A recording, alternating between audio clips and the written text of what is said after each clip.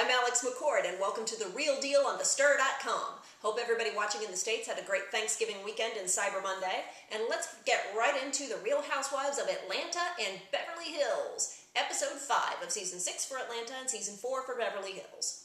Alright, let's start with Beverly Hills, because it's bothering me. Let's go over the newbies first. Carlton.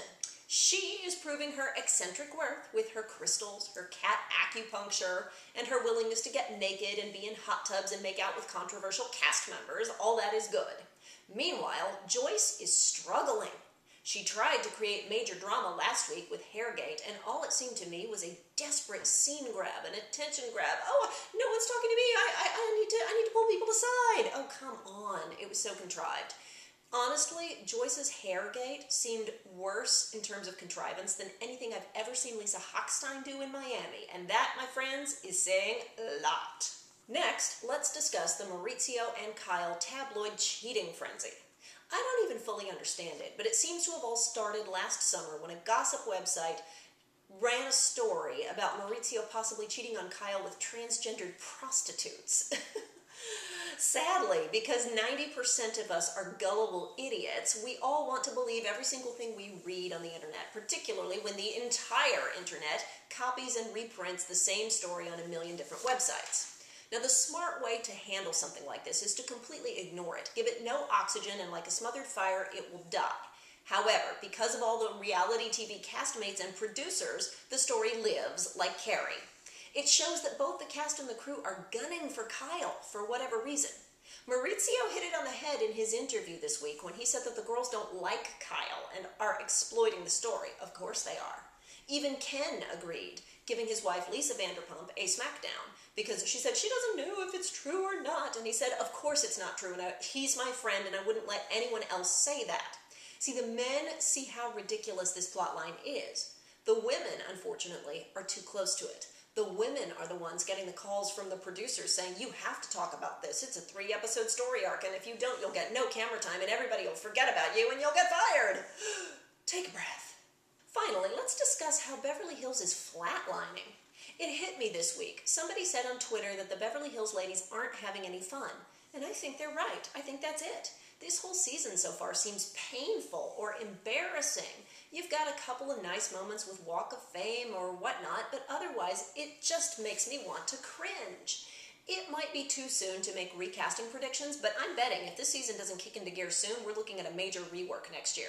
If I had to do it today, I would keep Lisa, Brandy, Yolanda, and Carlton. I would ditch Joyce and both Richards sisters. Your thoughts? Moving over to Atlanta. Part of what makes them the highest rated Real Housewives franchise ever, the most watched, is that they're all having fun. There's actual glee going on, and I don't mean Nene Leakes' acting job. First, let's talk about the men. Now, I've been saying all season they're getting crucified. They're in the doghouse, and it was just about to annoy me with all that man bashing, but they walked up to the tipping point and came back. The producers knew just how to time it because now they're employing a standard reality TV practice. Tear them down and build them back up. Peter has the biggest turnaround. First, he gives sage advice to Apollo, who is down in the dumps with Phaedra because of Kenya texting gate.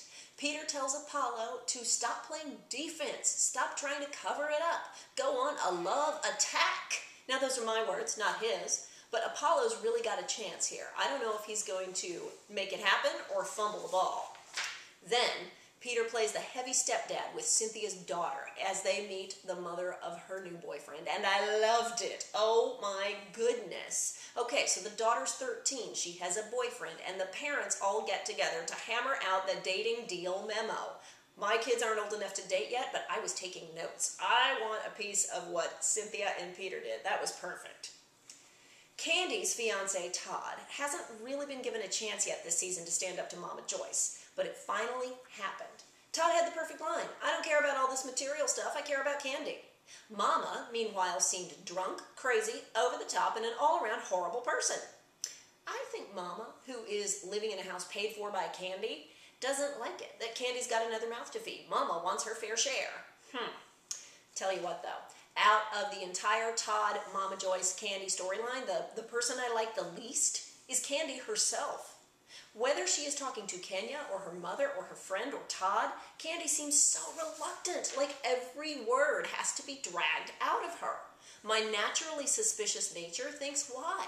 Knowing what I know of Kandi personally, she's a straight-up gal. Are these storylines being forced on her? And did I say everyone in Atlanta is having fun? Well, Nene's having fun, Cynthia, Phaedra, Kenya's definitely having fun, even Porsha's having fun. Guess who's not having fun? Kandi. I wonder if this will be her last season. But speaking of Porsha, did anybody else want to slap her this week? Oh, no wonder her marriage failed. Porsha has princess syndrome, and until she fixes that, she will never ever be happy. She went from mommy's house to her hubby's house and back to mommy's house. She's always wanting someone to take care of her and handle everything. What is she, 2 years old? She wants to crawl back into the womb? I wanted to hit her. But at the moment, I'd still rather watch Porsha than Kandi because although Porsha was incredibly annoying, she committed to that choice. Let me know what you thought in the comments. Do you agree with me about the Beverly Hills recasting? And what about Kandi? For now, I am Alex McCord. You are watching The Real Deal on TheStir.com. See you next time.